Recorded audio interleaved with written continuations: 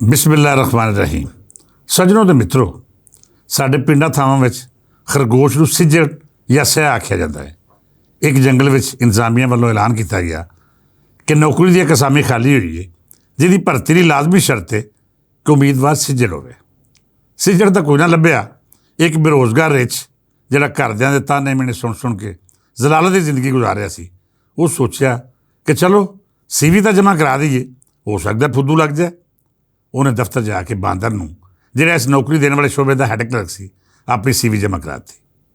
ਬਾਂਦਰ ਨੇ ਉਹਨੂੰ ਆਖਿਆ ਕਿ ਇਸ ਅਸਾਮੀ ਲਈ ਸਿੱਜੜ ਦਰਕਾਰ ਹੈ, ਤੇਰੀ CV ਉੱਤੇ ਰਿੱਛ ਲਿਖਿਆ ਹੈ, ਤੂੰ ਤੇ ਨੌਕਰੀ ਨਾ ਲੈ।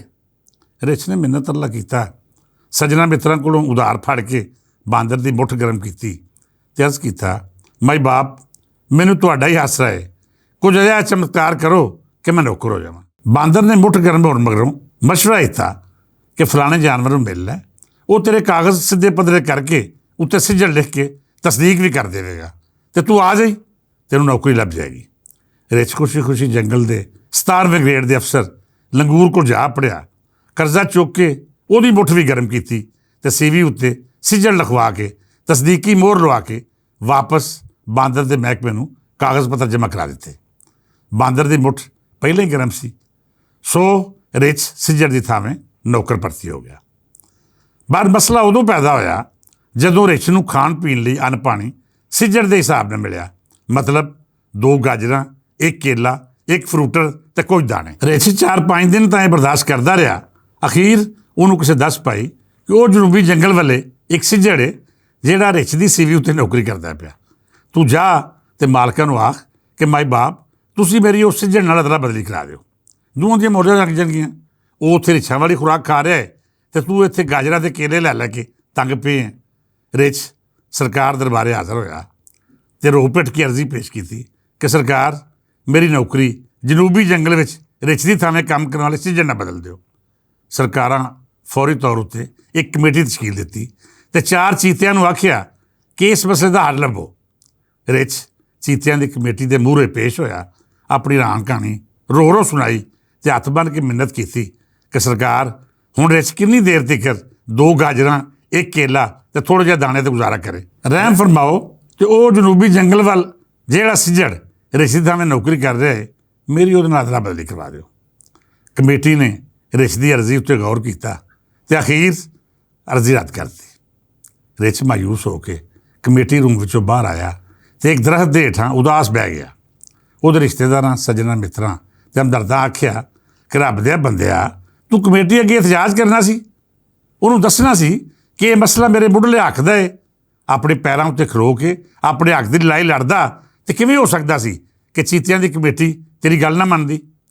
ਰਿੱਛ ਨੇ ਇੱਕ ਠੰਡੀ ਹਾਂ ਭਰੀ, ਥੋੜ੍ਹੀ ਦੇਰ ਚੁੱਪ ਰਿਹਾ ਅਤੇ ਫਿਰ ਬੋਲਿਆ, ਮੈਂ ਕਮੇਟੀ ਅੱਗੇ ਕੀ ਰੌਲਾ ਪਾਉਂਦਾ, ਉੱਥੇ ਤੇ ਆਪ ਚੀਤਿਆਂ ਦੇ ਕਾਗਜ਼ਾਂ ਉੱਤੇ ਖੋਤੇ ਭਰਤੀ ਹੋਏ ਸਨ। ਸੱਜਣੋ, ਗੱਲ ਸੁਣ ਕੇ ਜਿਵੇਂ ਤੁਸੀਂ ਹੱਸ ਰਹੇ ਹੋ, ਪਹਿਲੀ ਵਾਰੀ ਮੇਰਾ ਵੀ ਇੰਝ ਹੀ ਹਾਸਾ ਨਿਕਲਿਆ ਸੀ, ਪਰ ਜਦ ਗੌਰ ਕੀਤਾ ਤਾਂ ਸਮਝ ਆਈ ਕਿ ਜੋ ਹਾਲ ਉਸ ਜੰਗਲ ਦਾ ਸੀ, ਉਸ ਤੋਂ 4 ਹੱਥ ਵੱਧ ਸਾਡੇ ਦੇਸ਼ ਦਾ ਹੈ। ਕਿਤੇ ਸਿੱਜੜ ਦੀ ਥਾਵੇਂ ਰਿੱਛ ਭਰਤੀ ਨੇ ਅਤੇ ਕਿਤੇ ਰਿੱਛ ਦੀ ਥਾਵੇਂ ਗਾਲੜ ਬੈਠਾ ਕੰਮ ਕਰ ਰਿਹਾ ਹੈ। ਚੀਤਿਆਂ ਦੀ CV ਉੱਤੇ ਖੋਤੇ ਭਰਤੀ ਹੋਏ ਨੇ ਅਤੇ ਖੋਤਿਆਂ ਦਾ ਕੰਮ ਬਾਂਦਰ ਕਰ ਰਹੇ ਨੇ। ਚੀਤੇ ਆਪਣੀ ਦੁਨੀਆ ਵਿੱਚ ਸ਼ਿਕਵੇ ਸ਼ਿਕਾਇਤਾਂ ਨਾਲ ਮੌਜੂਦ ਨੇ ਅਤੇ ਜਿਹੜੇ ਬਹੁਤੇ ਸਿਆਣੇ ਬਣਨ ਦਾ ਦਾਅਵਾ ਰੱਖਦੇ ਸੀ, ਉਹ ਸਾਰੇ ਫਾਰਮ 47 ਵਾਲੇ ਇਹਨਾਂ ਤਗੜਿਆਂ ਨੇ ਅੰਦਰ ਤੁੰਮ ਛੱਡੇ ਨੇ। ਸਾਡੀ ਬਿਊਰੋਕ੍ਰੇਸੀ ਦਾ ਵੀ ਇਹੋ ਹੀ ਹਾਲ ਹੈ। ਸਾਡੀਆਂ ਸਰਕਾਰਾਂ ਵੀ ਇਸੇ ਕਹਾਣੀ ਦੇ ਕਿਰਦਾਰਾਂ ਵਾਂਗ ਆਪਣਾ ਸਫ਼ਰ ਤੈਅ ਕਰਦੀ ਜਾ ਰਹੀਆਂ ਨੇ। ਹਰ ਪਾਸੇ ਜਿੱਧਰ ਵੇਖੋ ਤੁਹਾਨੂੰ ਉਹ ਬੰਦਾ ਨਜ਼ਰ ਆਵੇਗਾ ਜਿਹਦਾ ਉਹ ਕੰਮ ਨਹੀਂ ਜਿਹੜਾ ਉਹ ਕਰ ਰਿਹਾ ਹੈ। ਨਤੀਜਾ ਕੀ ਨਿਕਲਦਾ ਹੈ? ਪੇਸ਼ਗੀ ਖਬਰ ਹੁੰਦਿਆਂ ਵੀ ਸੈਂਕੜੇ ਦਿਹਾਤ ਹੜ੍ਹ ਵਿੱਚ ਰੁੜ ਜਾਂਦੇ ਨੇ। ਇਹ ਪੇਸ਼ਗੀ ਹੁੰਦਿਆਂ ਵੀ ਕਿ ਇਸ ਸਾਲ ਬਾਰਿਸ਼ਾਂ ਹੱਦੋਂ ਵੱਧ ਹੋਣਗੀਆਂ, ਨਾ ਕੋਈ ਇੰਤਜ਼ਾਮਾਤ ਹੁੰਦੇ ਨੇ, ਨਾ ਬਰਸਾਤੀ ਨਾਲਿਆਂ ਦੀ ਸਫਾਈ ਕੀਤੀ ਜਾਂਦੀ ਹੈ ਅਤੇ ਨਾ ਹੀ ਉਹਨਾਂ ਹਾਊਸਿੰਗ ਸੁਸਾਇਟੀਆਂ ਦੇ ਨਟ ਬੋਲਟ ਕੱਸੇ ਜਾਂਦੇ ਨੇ ਜਿਨ੍ਹਾਂ ਨੇ ਦਰਿਆਈ ਜ਼ਮੀਨਾਂ ਉੱਤੇ ਕਬਜ਼ੇ ਕਰਕੇ ਲੋਕਾਂ ਨੂੰ ਕਦੇ ਦੀਆਂ ਵੇਚ ਦਿੱਤੀਆਂ ਨੇ।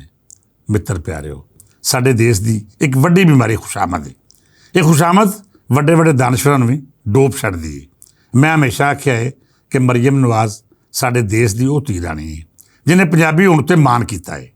ਇਸ ਦੇਸ਼ ਦੀ ਰਹਿਤਲ ਨੂੰ ਅਗਾਂਹ ਵਧਾਇਆ ਅਤੇ ਇਸ ਧਰਤੀ ਦਾ ਮੁਕੱਦਮਾ ਪੂਰੇ ਭਾਰਤ ਨਾਲ ਲੜਿਆ। ਉਹ ਨਾ ਤਾਂ ਕਿਸੇ ਦੀ ਸਿਫਾਰਿਸ਼ ਸੁਣਦੀਆਂ ਨੇ ਅਤੇ ਨਾ ਹੀ ਕੋਈ ਅਜਿਹਾ ਕੰਮ ਕਰਦੀਆਂ ਨੇ ਜਿਹੜਾ ਉਹਨਾਂ ਦੇ ਮਿਜ਼ਾਜ ਦੇ ਖਿਲਾਫ ਹੋਵੇ। ਪਰ ਇੱਕ ਮਾਮਲਾ ਜਿਹੜਾ ਮੈਂ ਰੋਜ਼ੇ ਅਵਲ ਤੋਂ ਵੇਖ ਰਿਹਾ ਹਾਂ, ਉਹ ਇਹ ਹੈ ਕਿ ਉਹਨਾਂ ਦੇ ਆਸੇ ਪਾਸੇ ਅਜਿਹਾ ਟੋਲਾ ਮੌਜੂਦ ਹੈ ਜਿਹੜਾ ਸਮਝ ਬੂਝ ਅਤੇ ਅਕਲ ਫਹਿਮ ਦੀ ਥਾਵੇਂ ਸਿਰਫ ਔਰ ਸਿਰਫ ਖੁਸ਼ਾਮਦ 'ਚ ਮਾਰ ਰੱਖਦਾ ਹੈ।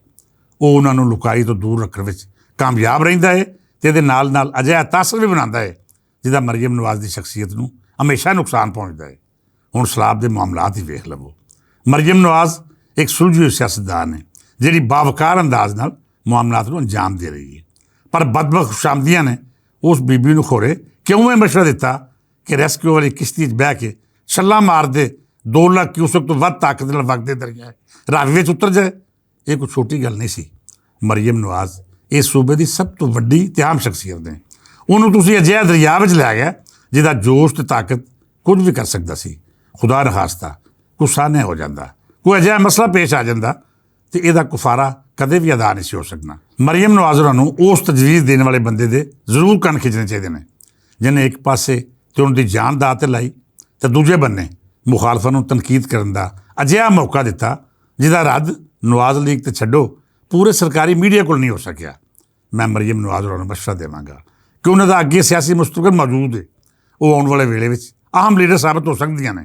ਉਹਨਾਂ ਨੇ ਜਿਵੇਂ ਲੁਕਾਈ ਦੀ ਸੇਵਾ ਦਾ ਸਿਲਸਿਲਾ ਜਾਰੀ ਰੱਖਿਆ ਹੋਇਆ ਹੈ, ਇਹ ਸਿਲਸਿਲਾ ਉਹਨਾਂ ਨੂੰ ਜ਼ਰੂਰ ਕਾਮਯਾਬੀ ਦੀ ਪੌੜੀ 'ਤੇ ਚੜਾਏਗਾ। ਪਰ ਯਾਦ ਰੱਖੋ, ਜੇਕਰ ਉਹਨਾਂ ਦੇ ਆਲ ਦੁਆਲੇ ਇਹੋ ਖੁਸ਼ਾਮਦ ਬ੍ਰਿਗੇਡ ਰਹੀ, ਅਜਿਹੇ ਬਿਊਰੋਕਰੇਟ ਰਹਿ ਜਿਨ੍ਹਾਂ ਨੂੰ ਇੰਨੀ ਅਕਲਮੱਤ ਵੀ ਨਹੀਂ ਕਿ ਸੀਐਮ ਪੰਜਾਬ ਦਾ ਹਰ ਅਮਲ ਮੀਡੀਆ ਤੇ ਸੋਸ਼ਲ ਮੀਡੀਆ 'ਤੇ ਜ਼ੇਰੇ ਬਾਸ ਹੋਣਾ ਹੈ, ਤੇ ਫਿਰ ਮਰੀਮ ਬੀਬੀ ਹੋਰਾਂ ਨੂੰ ਅਜਿਹਾ ਨੁਕਸਾਨ ਅਪੜੇਗਾ ਜਿਹਦਾ ਕੋਈ ਸਿਆਸੀ ਆਗੂ ਸੋਚ ਵੀ ਨਹੀਂ ਸਕਦਾ।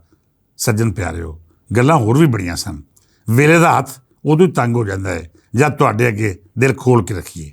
ਬਹਰਹਾਲ ਤੁਸੀਂ ਆਪਣੇ ਆਲ ਦੁਆਲੇ ਵੇਖੋ ਕਿ ਕਿਹੜਾ ਬੰਦਾ ਉਹ ਕੰਮ ਕਰ ਰਿਹਾ ਹੈ ਜਿਹੜਾ ਉਹਨੂੰ ਨਹੀਂ ਆਉਂਦਾ। ਥੱਲੇ ਕਮੈਂਟਸ ਵਿੱਚ ਉਹਨਾਂ ਬਾਂਦਰਾਂ ਦੇ ਨਾਂ ਜ਼ਰੂਰ ਲਿਖੋ ਜਿਹੜੇ ਕਿਸੇ ਹੋਰ ਵੀ CV ਉੱਤੇ ਨੌਕਰੀ ਪਾ ਕਰਦੇ ਨੇ। ਉਹਨਾਂ ਗਾਲਾਂ ਅਤੇ ਲੋਮੜੀਆਂ ਦਾ ਜ਼ਿਕਰ ਵੀ ਜ਼ਰੂਰ ਕਰਨਾ ਜਿਹੜੀਆਂ ਭੇਸ ਬਦਲ ਕੇ ਕਿਸੇ ਹੋਰ ਥਾਂ 'ਤੇ ਬੈਠੀਆਂ ਨੇ ਅਤੇ ਉਹਨਾਂ ਦਾ ਅਸਲ ਕਿਸੇ ਹੋਰ ਥਾਂ ਹੈ। ਮੀਡੀਆ ਸਣੇ ਹਰ ਪਾਸੇ ਕਬਜ਼ਾ ਕਰਨ ਵਾਲੇ ਸੂਰਾਂ ਬਾਰੇ ਵੀ ਗੱਲ ਕਰੋ ਜਿਹੜੇ ਭੇਸ ਵੱਟ ਕੇ ਸਾਡੀ ਅਕਲ, ਫਿਕਰ ਅਤੇ ਦਾਨਿਸ਼ ਉੱਤੇ ਕਾਬਜ਼ ਨੇ। ਤੁਹਾਡੇ ਫੀਡਬੈਕ ਦੀ ਉਡੀਕ ਰਹੇਗੀ। ਥੱਲੇ ਕਮੈਂਟਸ ਰਾਹੀਂ ਆਪਣੀ ਰਾਏ ਤੋਂ ਜ਼ਰੂਰ ਆਗਾਹ ਕਰਨਾ, ਅਤੇ ਜੇਕਰ ਗੱਲਬਾਤ ਕਰਨ ਦਾ ਮੂਡ ਹੋਵੇ ਤਾਂ ਮੇਰਾ WhatsApp ਨੰਬਰ ਸਕਰੀਨ ਉੱਤੇ ਮੌਜੂਦ ਹੈ। ਤੁਹਾਡੇ ਨਾਲ ਦਿਲ ਦੀਆਂ ਗੱਲਾਂ ਕਰਕੇ ਮੇਰੀ ਰੂਹ ਰਾਜ਼ੀ ਹੋ ਜਾਏਗੀ। ਦਿਲ ਭਿੱਜ ਗਿਆ ਤੇ ਯਾਰੀ ਦੋਸਤੀ ਸਿਲਸਿਲਾ ਅਗਾਂਹ ਵੀ ਵਧੇਗਾ ਅਤੇ ਮੇਲ ਮੁਲਾਕਾਤਾਂ ਵੀ ਰਹਿਣਗੀਆਂ। ਫਿਲਹਾਲ ਇੰਨਾ ਹੀ। ਇਸ ਦੁਆ ਨਾਲ ਇਜਾਜ਼ਤ ਦਿਓ ਕਿ ਰੱਬ ਸੱਚਾ ਸਾਡੇ ਦੇਸ਼ ਨੂੰ ਜਾਲੀ ਰੋਬਦਾਰਾਂ ਤੋਂ ਬਚਾਏ, ਜਿਹਦੀ ਜਿਹੜੀ ਥਾਂ ਹੈ ਉਹਨੂੰ ਉੱਥੇ ਰੱਖਣ ਦੀ ਤੌਫੀਕ ਦੇਵੇ। ਵਸਦਾ ਰਹੇ ਮੇਰਾ ਸੋਹਣਾ ਪੰਜਾਬ, ਅਤੇ ਜਿਉਂਦੇ ਰਹਿਣ ਇਸ ਦਸ ਪੰਜਾਬ ਦੇ ਸੋਹਣੇ ਵਾਸੀ। ਇਜਾਜ਼ਤ ਦਿਓ, ਰੱਬ ਰੱਖ।